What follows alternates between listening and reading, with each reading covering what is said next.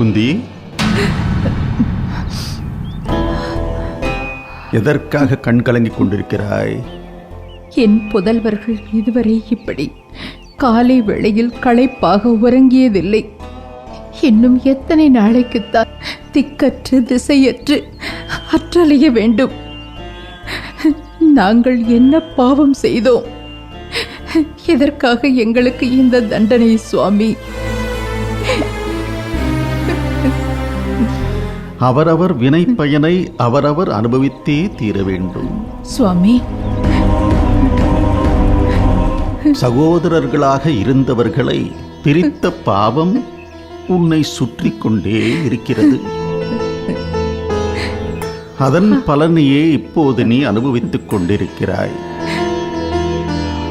அவரவர் வினை பயனை உணர்ந்தால் விமோச்சனம் உண்டு. சுவாமி, என் மனதை முள்ளாக தைத்து கொண்டிருக்கும் சந்தேகம் ஒன்றை உங்களிடம் கேட்கலாமா? தாராளமாக கேள். சுவாமி, எனக்கும் அக்காள் காந்தாரிக்கும் நீங்கள்தான் ஆசீர்வதித்தீர்கள். சந்தான பாக்கியமும் பெற்றோம். அக்காள் காந்தாரியோ அரண்மனையில், நானோ காட்டில். அவளோ சுமங்கலியாக வாழ்கிறாள். நானோ கணவனை இழந்து கைம்பெண்ணாக அற்றலைகிறேன்.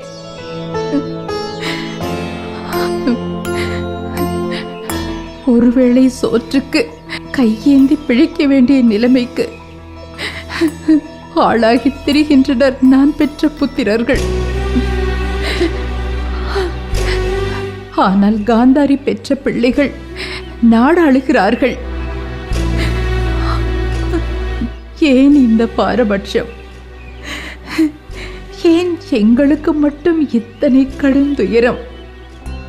உன் சந்தேகம் அவ்வளவுதானா? இன்னும் இருக்கிறதா? சந்தேகங்களுக்கு முடிவேது சுவாமி. நன்று. காந்தாரின் மனதை உள்ளும் புறமுமாக நீ அறிவாயா? அறியேன். காந்தாரி மகிழ்ச்சியோடு இருக்கிறாள் என்பது உன் மனதின் கற்பனை. இன்னொரு மனதிற்குள் நிகழும் பிரளயங்களை நாம் எப்படி அறிந்து கொள்ள முடியும் குந்தி?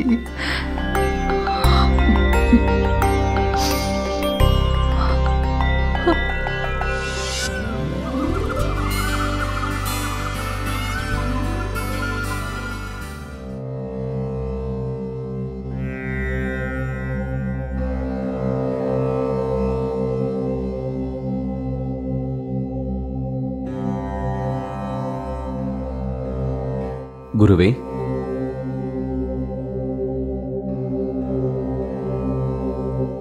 திருஷ்டத்யும்னா, இன்றோடு உன்னுடைய குருகுல பயிற்சி முடிவடைந்தது.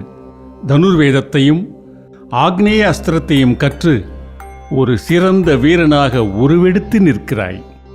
உன் வீரமும் பராக்கிரமமும் தழைக்க என் ஆசிகள். குருவே, கடலை விட பரந்த மனது படைத்தவர்கள் தாங்கள். குரு பத்தினி மற்றும் புத்திரரின் எதிர்ப்பை மீறி எனக்கு அஸ்திர சஸ்திர வித்தைகளை கற்றுக் கொடுத்தீர்கள். தங்களை போன்ற குருவை பெற நான் பாக்கியம் செய்தவன். தங்களின் திருவடிகளில் சரணடைவதே நான் கற்ற கலைக்கு செய்யும் சமர்ப்பணம். உன் குரு பக்தி என்னை வியக்க வைக்கிறது.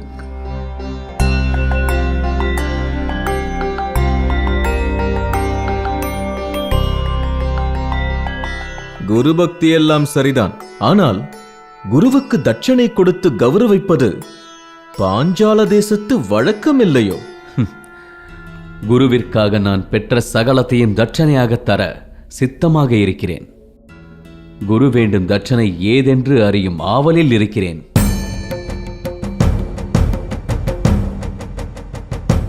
குருவே, தாங்கள் வேண்டும் குருதட்சணை யாது? திருஷ்டத்யும்னா, போர்க்களத்தில் பந்த பாசங்களுக்கு அப்பாற்பட்டு விருப்பு வெறுப்புகளை கடந்து சிறந்த மாவீரனாக நிற்க வேண்டும்.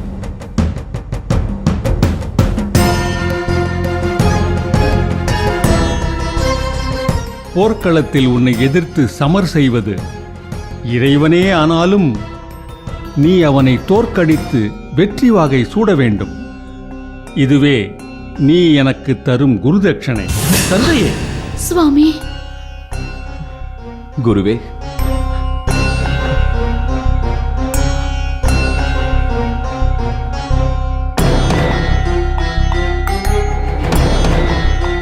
தங்களை போன்ற மகானின் பாதம் தொடக்கூட அருகதையற்றவன் தான்.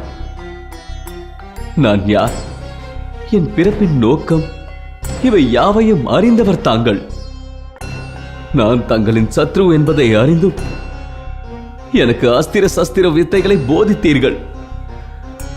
நீங்கள் நினைத்திருந்தால் இப்போது என் உயிரையே குருதட்சணையாக கேட்டிருக்கலாம். ஆனால்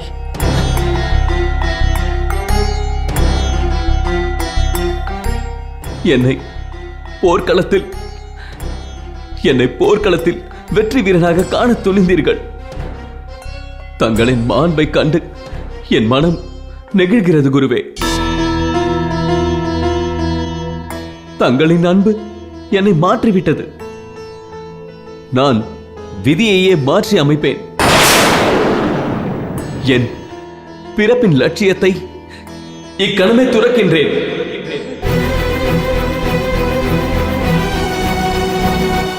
திருஷ்டத்யுமனா, அன்பு கண்களை மறைக்கும். நெகிழ்ந்த மனது லட்சியத்தை நீர்த்து போகச் செய்யும்.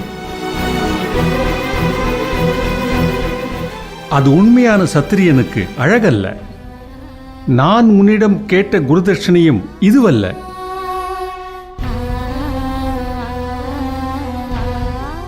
உண்மையான சத்திரியன் சத்ருவிற்கு தர வேண்டிய மிகச்சிறந்த பரிசு என்ன தெரியுமா?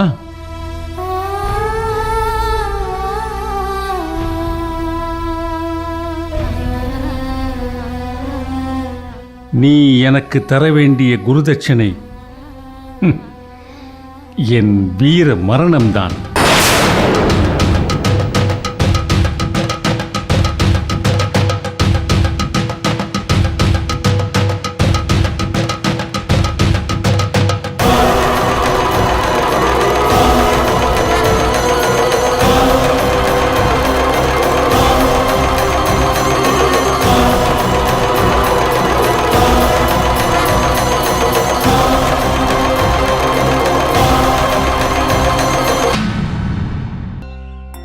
காந்தாரி மகிழ்ச்சியோடு இருக்கிறாள் என்பது உன் மனதின் கற்பனை. இன்னொரு மனதிற்குள் நிகழும் பிரளயங்களை நாம் எப்படி அறிந்து கொள்ள முடியும் குந்தி?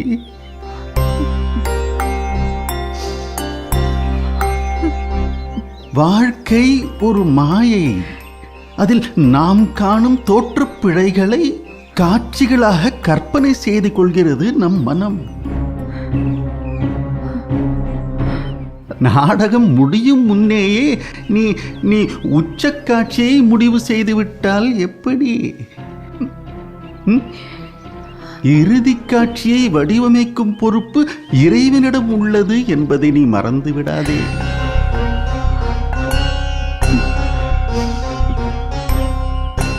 வாழ்க்கையின் போக்கு காற்றாற்றை போல் தீர்மானம் இல்லாமல் இருக்கிறது என்பது என்னவோ உண்மைதான்.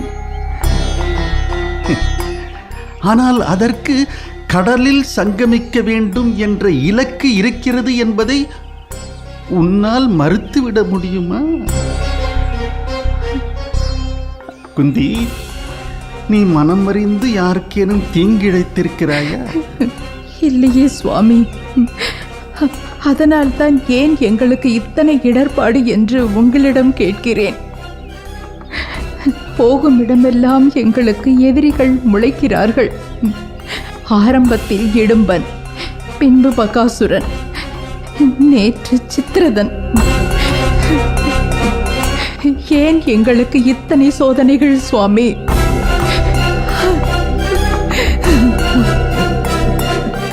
ஆன்ம பலம் உள்ளவனையே இறைவன் கடுமையாக சோதிக்கிறான். இடும்பனை பீமன் வதம் செய்ததனால் நீ பெற்றிருக்கும் பலனை இப்போது என்னால் சொல்ல இயலாது. அது தேவ ரகசியம். பின்னாளில் நீயே புரிந்து கொள்வாய். அதேபோல் பகாசூரனின் வதமும் உங்களுக்கு பெரும் பலனை தந்திருக்கிறது. பகாசுரன், துரியோதனன், ஜராசந்தன், பீமன், கீசகன் அவர்கள் ஐவரும் சமபலம் பொருந்தியவர்கள். ஒரே நட்சத்திர பலம் உடையவர்கள். இவர்களில் யார் முதலில் இன்னொருவனை கொல்கிறானோ அவனே மற்ற மூவரையும் கொல்வான் என்பது தேவ ரகசியம்.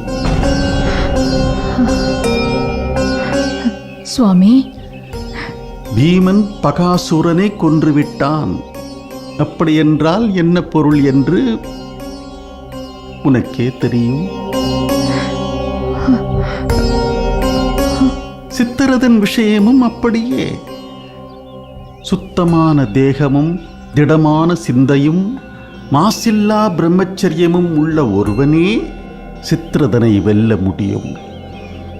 அவனோடு நடந்த போர் உன் பிள்ளைகளின் பிரம்மச்சரியத்திற்கு வைக்கப்பட்ட சோதனை.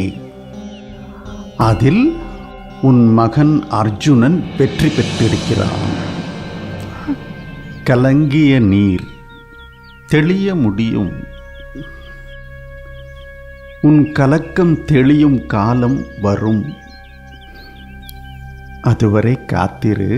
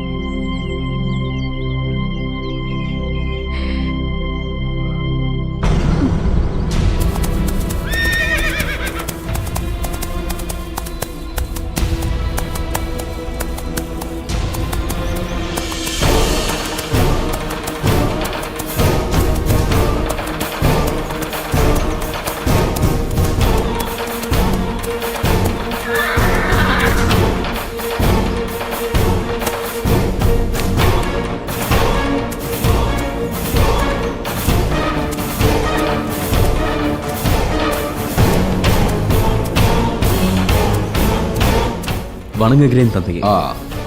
தாங்கள் என்னை அவசரமாக அழைத்ததாக செய்தி வந்தது. துரோணாச்சாரியரிடம் உனது அஸ்திர பயிற்சிகள் அனைத்தும் முடிந்து விட்டதல்லவா?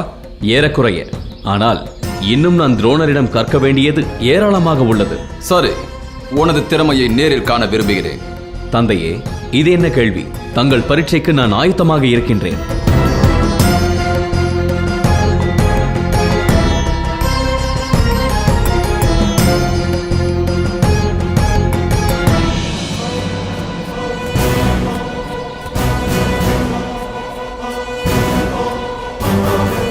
அதோ அங்கு வானத்தில் 3 பறவைகள் பறப்பதை கண்டாயா? ஆம், கண்டேன். அந்த பறவைகளில் நடுவில் இருக்கும் பறவையை நீ வீழ்த்த வேண்டும்.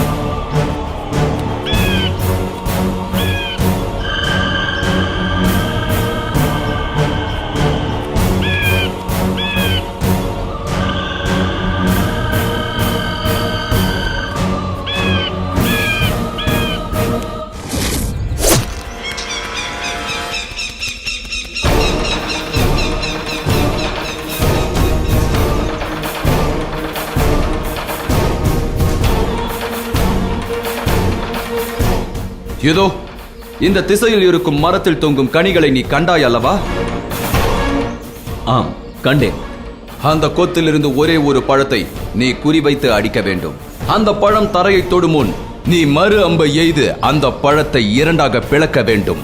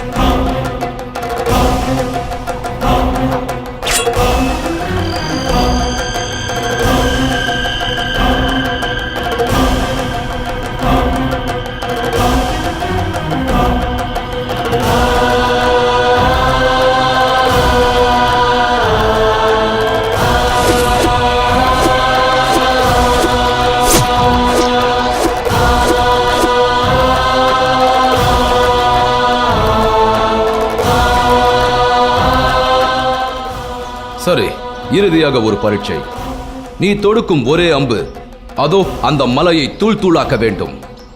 பின்பு நீ மறு அம்பை எய்து தூளான மலையை ஒன்றாக சேர்க்க வேண்டும்.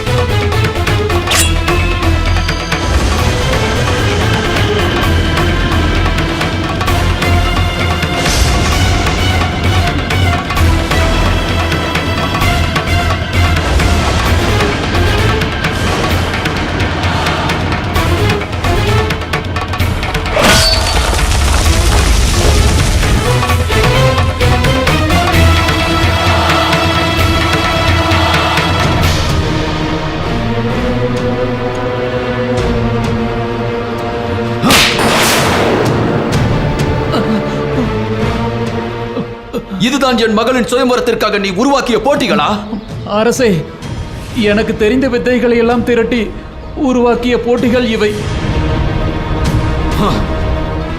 துரோணரின் கடைசி சீடனான என் மகனை எளிதில் வெற்றி பெற்று விட்டான் என்றால் மற்றவர்கள் வெல்வதற்கு கண்ணிமைக்கும் நேரம் போதுமே. தந்தையே, உங்கள் பிரச்சனை தான் என்ன? என்னிடம் கூறினால் எனக்கு தெரிந்த மார்க்கத்தை நான் கூறுவேன். திருஷ்டத்யும்னா, திரௌபதியின் சுயம்பரத்தில் தான் பிரச்சனையே. பிரச்சனையா? சுயம்பரத்திற்கான ஏற்பாடுதான் நடந்து கொண்டிருக்கிறதே. சுயம்பரத்தில் அர்ஜுனன் மட்டுமே வெல்லக்கூடிய போட்டி ஒன்றை உருவாக்க சொல்லி இருக்கிறார் சௌஜன்யர். அதற்கான வழி தெரியாமல் தான் நான் தவித்துக் கொண்டிருக்கிறேன். கடுமையான போட்டி ஒன்றை நாமே உருவாக்கி விடலாமே. நீ விவரம் அறியாமல் பேசுகிறாய். பாரத வருஷத்தில் இருக்கும் அத்தனை அரசர்களும் சுயம்பரத்திற்கு வருகிறார்கள்.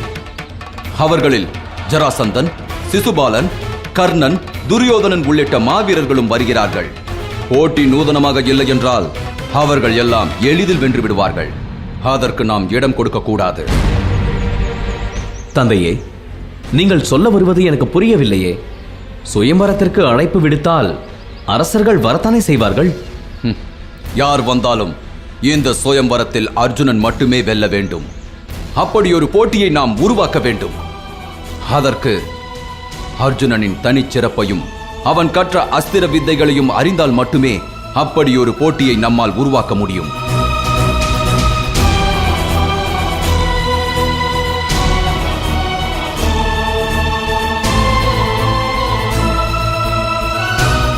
தந்தையே, நான் ஒன்று சொன்னால் கேட்பீர்களா? பிரச்சனைக்கு தீர்வு கிடைக்கும் எனில் நிச்சயம் கேட்பேன்.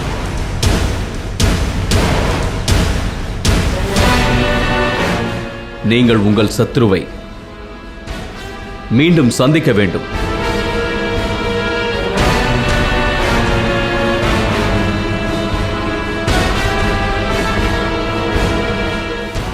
ஆம், அர்ஜுனனின் ஆற்றலை முழுமையாக தெரிந்தவர் துரோணாச்சாரியர் ஒருவரே. தாங்கள் அவரிடம் சென்று ஆலோசனை கேட்பதுதான் எனக்கு தெரிந்த ஒரே வழி. துரோணரிடமா? எங்களின் பகையின் ஆழத்தை நீ அறிவாயா?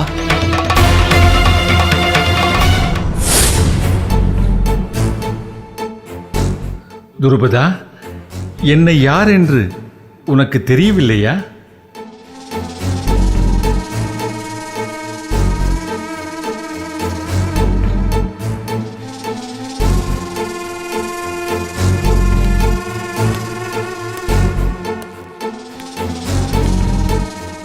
தெருவில் சொல்லும் பிச்சைக்காரர்களையும் பாரதேசிகளையும் அரண்மனைக்குள் அனுமதித்தால் இப்படித்தான் நடக்கும். மன்னனை வணங்கக்கூட தெரியாத மரியாதை கட்ட ஜென்மங்கள். பாஞ்சால மன்னர் துருபதனுக்கு வணக்கம். நான் உங்கள் நண்பர் துரோணன். உங்களை காணவே ஆவலோடு வந்திருக்கிறேன். யாருக்கு யார் நண்பன்? அடுத்த வேளை உணவிற்கு வக்கற்ற தரித்திரனான உனக்கு நான் நண்பனா? உனக்கு சிறிதேனும் அறிவிருந்தால் என்னை நண்பன் என்று கூறிக்கொண்டு உன் கேடுகட்ட குடும்பத்தோடு என்னை பார்ப்பதற்கு அரண்மனைக்குள் வந்திருப்பாயா?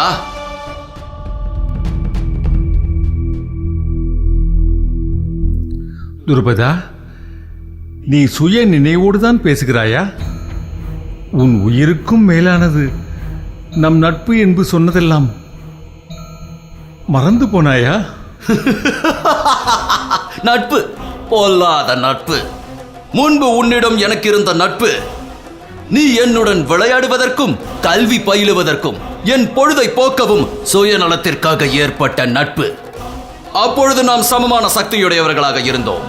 இப்பொழுது நான் இந்த பாஞ்சால தேசத்தின் அரசன். துருபதா, அப்படியானால் நீ என்னிடம் காட்டிய அன்பெல்லாம் வெற்று நாடகம்தானா? உன் ராஜ்யத்தில் பாதியை எனக்கு பரிசாக தருவேன் என்றெல்லாம் சொன்னாயே, அதெல்லாம் பொய்யா? மூடனே, நிறுத்து உன் பேச்சை. என்ன பேராசை உனக்கு? நான் ஏதோ பேச்சிற்காக சொன்னதை வைத்து ராஜ்யத்தில் பங்கு கேட்பதற்காக இங்கு வந்திருக்கிறாயோ? உனக்கு வெட்கமாக இல்லை? எங்களை போன்ற மகாராஜாக்கள் உன்னை போன்ற தரித்திரனிடம் எப்படி நட்பு பாராட்ட முடியும்? செல்வமும் வித்தையும் சமமாக உள்ளவர்களிடம் மட்டும்தான் நட்பு ஏற்பட முடியும். பலசாலி பலவீனர்களிடம் ஒரு காலம் நட்பு பாராட்ட முடியாது. கல்வி பயிலாதவர் வேத விற்பனரிடம் எப்படி நட்பு கொள்ள முடியும்? ஒரு வீரனே வீரனிடம் நட்பு கொள்ள முடியும். ஒரு மன்னனே இன்னொரு மன்னனிடம் நட்பு பாராட்ட முடியும். ஒரு காலத்தில் நமக்குள் நட்பு இருந்ததை இன்றோடு மறந்துவிடு. நான் உன்னுடைய நண்பன் என்று கூறிக்கொண்டு இன்னொரு முறை நீ இங்கு வந்தால் உன் உடலில் உயிர் தங்காது. எச்சரிக்கிறேன். காவலர்கள் உன்னை கழுத்தை பிடித்து வெளியே தள்ளுவதற்கு முன் உன் குடும்பத்தை அழைத்துக் கொண்டு இங்கிருந்து சென்றுவிடு.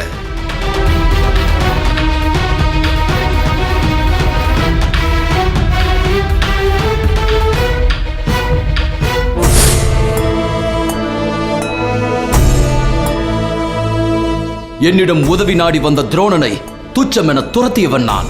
நான் யார் என்பதை பற்றி அவர் அறிவார், அவர் யார் என்பதை பற்றி நான் அறிவேன். அப்படி இருக்கும்போது மீண்டும் மீண்டும் அவரிடம் உதவியை நாடுவது முறையாக இருக்காது.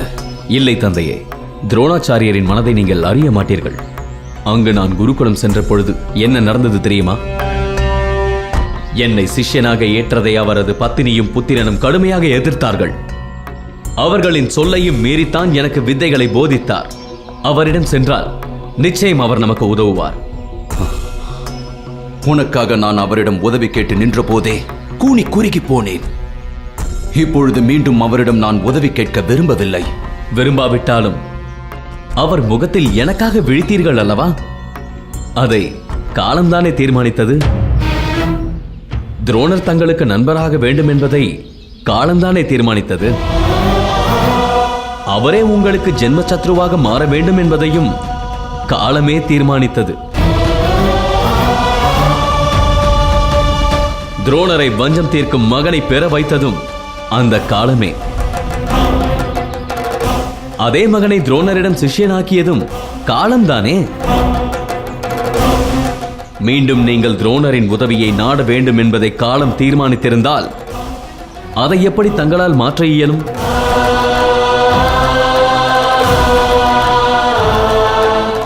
உண்மைதான். என் கையில் ஏதுமில்லை. காலமே அனைத்தையும் தீர்மானிக்கிறது.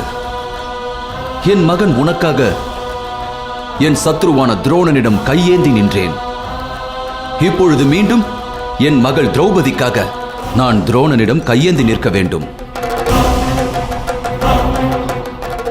ஆம் தந்தையே, தாங்கள் துரோணரிடம் ஆலோசனை பெறுவதே சாலச் சிறந்தது. நீ சொல்வதும் சரிதான். உன் யோசனைக்கு நான் செவிமடுக்கிறேன்.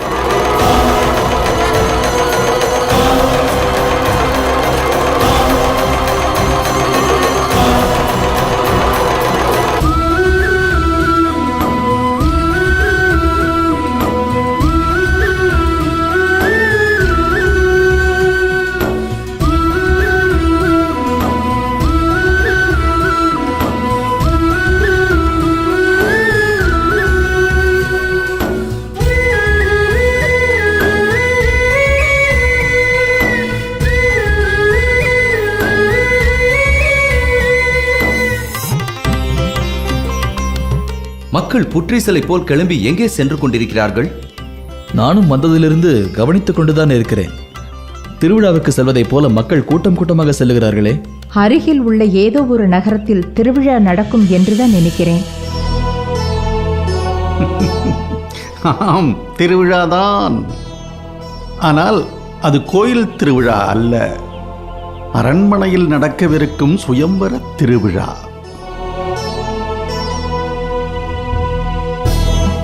சுயவரமா? எந்த தேசத்து இளவரசிக்கு சுயவரம்? பாஞ்சால மன்னன் துருபதன் தன் புத்திரி திரௌபதிக்கு சுயம்பரம் நடத்த ஏற்பாடு செய்திருக்கிறான். பாஞ்சால மன்னன் துருபதனா? ஆம், அவனேதான். இந்த சுயம்பர திருவிழா தொடர்ந்து 18 நாட்கள் நடக்க உள்ளது. இந்த விழாவினையொட்டி அன்னதானம், நாட்டிய நிகழ்ச்சிகள் என அமர்க்களமான ஏற்பாடுகள் செய்திருக்கிறான் துருபதன். அப்படியென்றால் பாஞ்சால தேசத்திற்கு பல தேசத்திலிருந்து மன்னர்கள் வருவார்களே. சுயம்பரம் என்றாலே இளவரசர்கள் வருவது வழக்கம்தானே. அதிலும் திரௌபதி பெரிய பேரழகி. அப்படியா? தீயை போன்ற ஒளி பொருந்திய முகம், செங்காந்தல் மலரென விரிந்த கைகள், பவழத்தை மிஞ்சும் விரல்கள், மீனென துள்ளும் விழிகள், தீஞ்சுவை சிந்தும் அதரம், முல்லைக்கு நிகரான பற்கள், சங்கன நீளும் கழுத்து. தேவலோகத்தில் கூட திரௌபதியை போன்ற அழகி இருக்க வாய்ப்பே இல்லை என்று பேசிக்கொள்கிறார்கள்.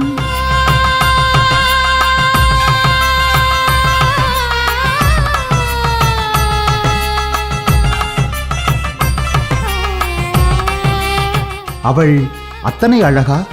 ஆமாம், பாரத வருஷமே பாஞ்சால தேசம் நோக்கி வந்து கொண்டிருக்கிறது என்றால் பார்த்து கொள்ளுங்களேன். செல்லுங்கள், நீங்களும் பாஞ்சால நகரத்திற்கு செல்லுங்கள். நாங்களுமா? ஆமாம், அங்கே உங்களுக்கு அறுசுவை உணவு கிடைக்கும். திகட்ட திகட்ட உண்டு வரலாம். பாஞ்சால மன்னன் துருபதன் என்னை நன்கு அறிவான். ஒருவேளை அங்கு செல்லும் போது என்னை அடையாளம் கண்டு கொண்டால்? மன்னருக்கு 1000 பணிகள் காத்திருக்கும். அதில் உன்னை அடையாளம் காண அவருக்கு அவகாசம் இருக்காது. நான் பர்வதமலையை நோக்கி பயணிக்க உள்ளேன். நான் வருகிறேன்.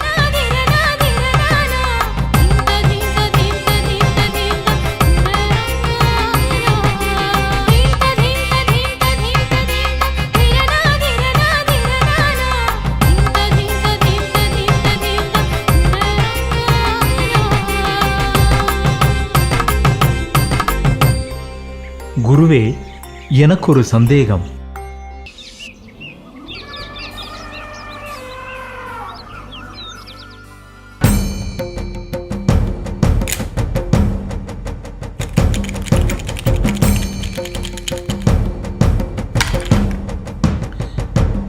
என்ன என்றிருக்கிறது.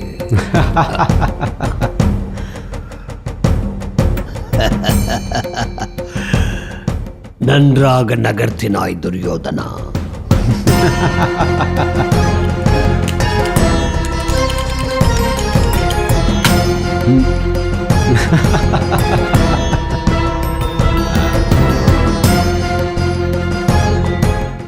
இப்போது எந்த காயை நகர்த்தப் போகிறாய்?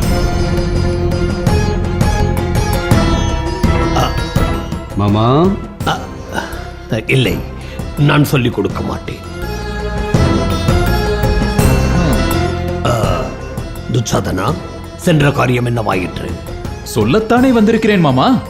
நீங்கள் விரித்த வலையில் மீன்கள் சிக்காமல் போகுமா? உவமைகளை கொண்டு சுற்றி வளைக்க வேண்டாம். நேரடியாக விஷயத்திற்கு வா. பாண்டவர்கள் தீயில் சிக்கி மாண்டது உறுதியாகிவிட்டது. எதை வைத்து மாண்டு விட்டார்கள் என்று இவ்வளவு உறுதியாக கூறுகிறாய்? பாண்டவர்களின் இறந்த உடல்களிலிருந்து எடுக்கப்பட்ட ஆபரணங்களை நானே நேரில் பார்த்தேன். துச்சாதனா, அந்த ஆபரணங்கள் அவர்கள் அணிந்திருந்ததுதான் என்று உனக்கு அடையாளம் தெரியுமா? அடையாளம் தெரிந்தது மாமா. அதில் ஒரு முத்து மாலையை தர்மர் அணிந்திருந்ததை நான் பலமுறை பார்த்திருக்கிறேன். நிச்சயமாக அது அவர்கள் அணிந்திருந்த ஆபரணம் தான். அப்படியா? அப்படியானால் வேட்டு வச்சியும் அவளுடைய புத்திரர்களும் எங்கே போனார்கள்? அவர்கள் எங்கே போனார்கள் என்று எனக்கு தெரியவில்லை. ஆனால் மாளிகை எரிந்த தினம் குந்தி தேவியார் அவர்கள் வேட்டுவச்சுக்கும் அவளுடைய பிள்ளைகளுக்கும் விடுப்பு கொடுத்து வெளியே அனுப்பியதை வாரணாவதவாசிகள் பலரும் பார்த்திருக்கிறார்கள்.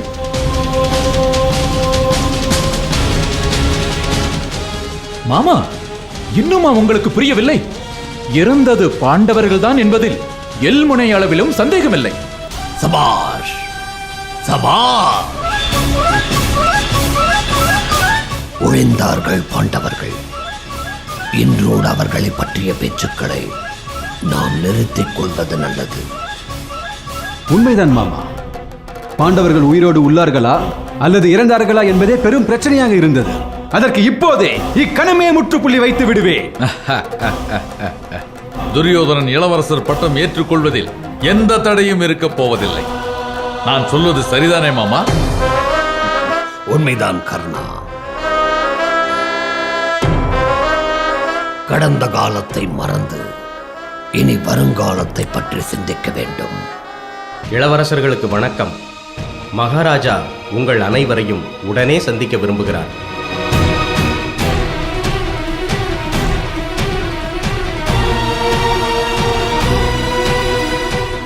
எதற்காக நம்மை அழைக்கிறார்? ஒருவேளை துச்சாதனனை வரணாவதம் அனுப்பிய விவரம் தந்தைக்கு தெரிந்திருக்குமோ?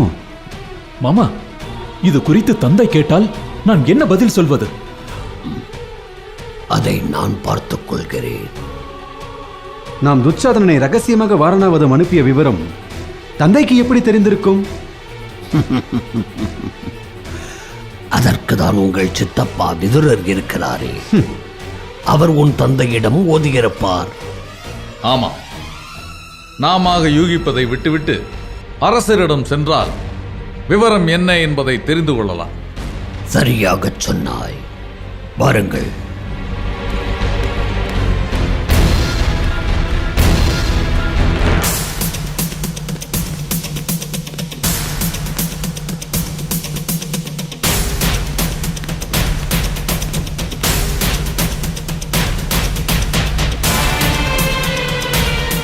தந்தையே. துரியோதனா, வந்து விட்டாயா? அனைவரும் வந்து விட்டோம் அரசே. அமருங்கள்.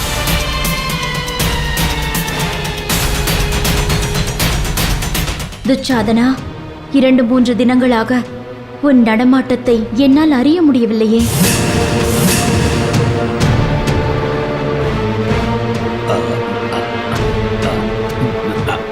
அது துச்சாதனன் வேட்டையாட சென்றிருந்தான், அதனால்தான்.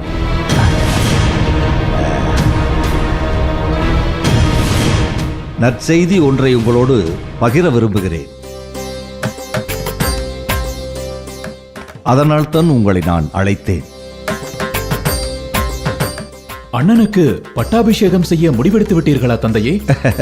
கிட்டத்தட்ட அப்படித்தான் என்று வைத்துக் கொள்ளேன்.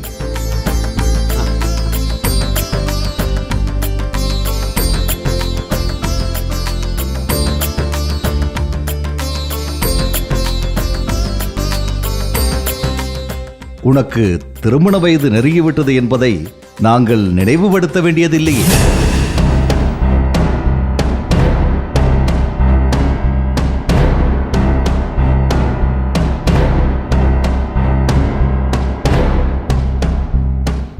அரசர் விஷயம் என்ன என்பதை சற்று விளக்கமாக கூறினால் நன்றாக இருக்கும்.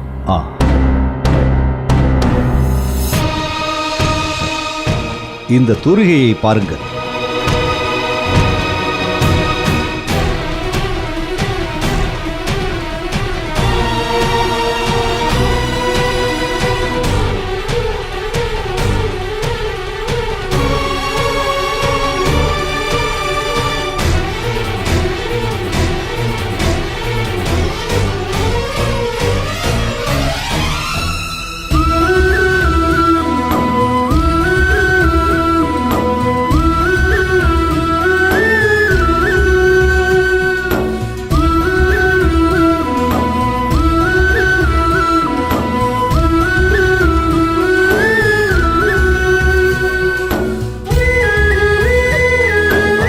துரியோதனா,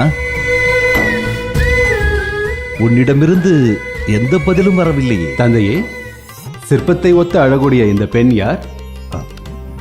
அரசே, யார் இந்த அழகிய யுவதி? அவள் பெயர் திரௌபதி, பாஞ்சால நாட்டு மன்னன் துருபதனின் புத்திரி. அவளது தூரிகையை என்னிடம் எதற்காக கொடுத்தீர்கள்? துரியோதனா, இன்னும் நீ சிறுபிள்ளையாகவே இருக்கிறாயே. திரௌபதிக்கு சுயவரம் நடக்க உள்ளது. அதற்காக நமக்கு அழைப்பு விடுத்திருக்கிறான் பாஞ்சால மன்னன் துருபதன்.